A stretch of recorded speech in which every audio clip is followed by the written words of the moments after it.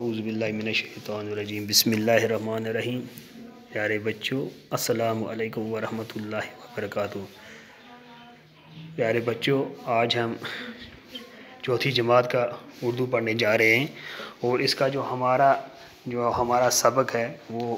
اتفاق ہے۔ اتفاق میں آج ہم اس کا دوسرا حصہ پڑھنے جا رہے ہیں، اور یہ جو سبق ہے بہت ہی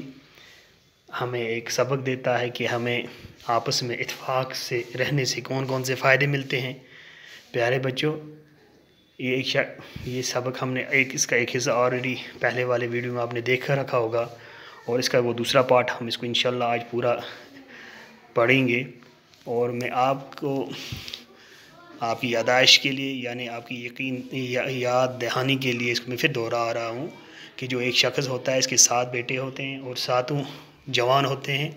لیکن ایک دوسرے کی بات نہیں مانتے، یعنی بڑا بھائی چھوٹے کی نہیں بات مانتا ہے، چھوٹا بڑے کی بات نہیں مانتا ہے، اور جو ان کا والد ہوتا ہے وہ ان کی بھائیوں کو ہمیشہ ڈانٹتا رہتا ہے، لیکن باپ کی ڈانٹ سے ان کو کچھ اثر نہیں پڑتا ہے، اور یہ بیٹے کو کافی سمجھاتا ہے ان بیٹوں کو، لیکن وہ اس کی بات سے پہ غور نہیں کرتے ہیں، اور آخر کیا ہوتا ہے کہ تو بچوں ان کے والد بہت تنگ آ گیا تھا ان کی لڑائی سے، تو ایک دن باپ کے ذہن میں ایک ترکیب سوچی، اس نے 7 بیٹوں کو بلایا اور بلا کے ان کو کہا کہ آپ ایک لکڑی لے کے آ جاؤ، یعنی ہر ایک لکڑی لے کے آ جائے۔ تو سبوں نے ایک لکڑی لائی، اور والد نے ان سبوں کا ایک گٹھا بنایا، 7 بیٹوں نے جب 7 لکڑیاں لائی تو ان کا ایک گٹھا بنا کے ان کو کہا کہ آپ توڑ دو ان کو۔ تو ایک ایک کر کے جب بڑے والے بیٹے کے ہاتھ میں دیا وہ توڑنے میں ناکام رہا، اسی طرح جب دوسرے کو دیا، ہر ایک بیٹے کے ہاتھ میں اس نے ایک ایک کر کے یہ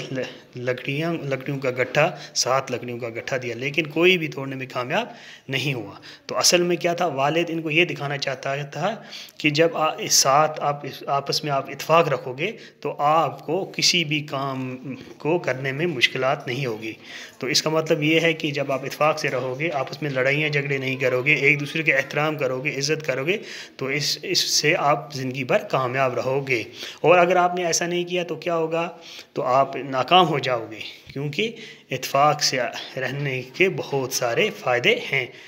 تو پیارے بچوں، جب بیٹوں نے باپ کی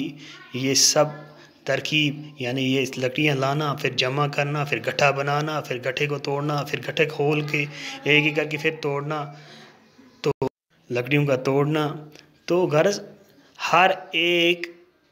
طریقے سے باپ ان کو یہ سمجھانا چاہتا تھا کہ آپ کس چیز کو اپنا کے آپس میں کامیاب ہو سکو گے۔ لیکن باپ کی جب یہ ساری ترکیب دیکھ کر تو بیٹوں کی آنکھیں کھل گئیں، اور ان کو اپنی غلطی کا احساس ہو گیا۔ اس کے بعد وہ مل جل کر رہنے لگتے، دیکھتے دیکھتے انہوں نے بہت زیادہ ترقی کی، کیونکہ وہ اب اتفاق سے رہنے لگے، ان کا گھر ایک خوشحال گھر بن گیا۔ پیارے بچوں، آپ کو ایک چیز یاد رکھنی چاہیے، اصل میں یہ جو کہانی پڑھ کر آپ یہ سمجھ آ گیا ہوگا کہ اتفاق سے رہنے کے کتنے فائدے ہیں۔ بڑے بڑے کام، بڑے جو کام جو ہوتے ہیں وہ اتفاق کی بدولت انجام پاتے ہیں۔ پانی کے چھوٹے چھوٹے قطرے جب ملتے ہیں تو ندی نالیاں بنتے ہیں، پھر ندی نالیاں مل کے کیا بنتے ہیں، دریا مل کے کیا بنتے ہیں، پھر سمندر بنتے ہیں۔ سو گویا پتھر مٹی چونا مل کر مکان بنتے ہیں، اس لیے یہی مکان بستیاں پھر شہر بن جاتے ہیں۔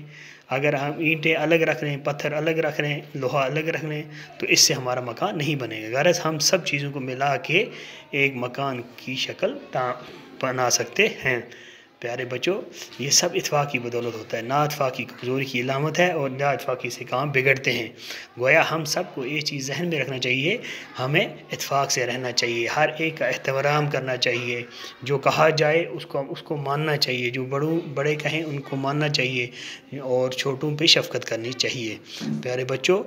مجھے امید ہے کہ اس لیسن کو آپ پھر غور سے پڑھو گے، اور آسانی سے جو ان میں سے الفاظ ہیں ان کو بھی یاد کرو گے، اور انشاءاللہ آنے والی ویڈیو میں ہم اس کے